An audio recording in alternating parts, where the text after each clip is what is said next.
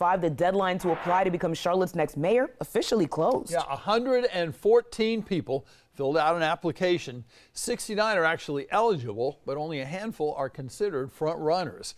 Investigative reporter David Hodges has been talking with sources about what could make the difference, and he's joining us now live here in studio. So let's start with this narrowing down this list, a very long list. Who has a real shot at becoming the interim mayor? Yeah, so like you said, I've been working my sources, making some phone calls, and the current list of people who either have the resume or the possible backing to become mayor boils down to 7 names that I've been hearing. Some of the very first applicants with big names included former Mayor Jennifer Roberts, former Councilman and County Commissioner Harold Cogdell Jr., then current Mayor Pro Tem James Smudgy Mitchell. They all made their intentions known earlier in the process. Then later in the process, we heard State Senator Caleb Tedros put his name in there. By Lyle's campaign manager Mike Evans has received some support. Carrie Cook, who works in community development for the Federal Reserve Bank of Richmond. And finally, a dark horse I heard about today is attorney Robert Harrington, who is the current president of the North Carolina Bar Association. But I would even say in that list, there are long shots and favorites, and maybe even a couple who no longer have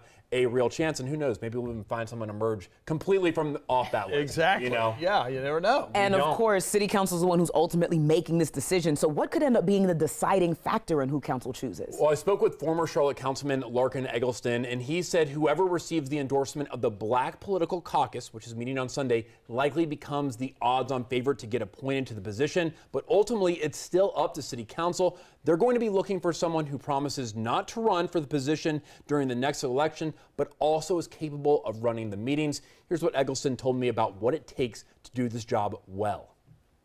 Who can you picture sitting up at the middle of that dais and running the meeting efficiently and effectively and making sure that people's voices are heard, that council members have the input that they deserve and should have, but that the meetings are run efficiently and effectively? That's not something that everyone is qualified to do. I think there are plenty of smart people who that's not their skill set. And all 69 eligible candidates have been invited to speak to City Council on Monday. I doubt all of them will show up. That's when the list will really start to get whittled down. Ultimately, someone is going to need at least 6 votes to get that appointment. They're scheduled to vote on an appointment on June 22nd.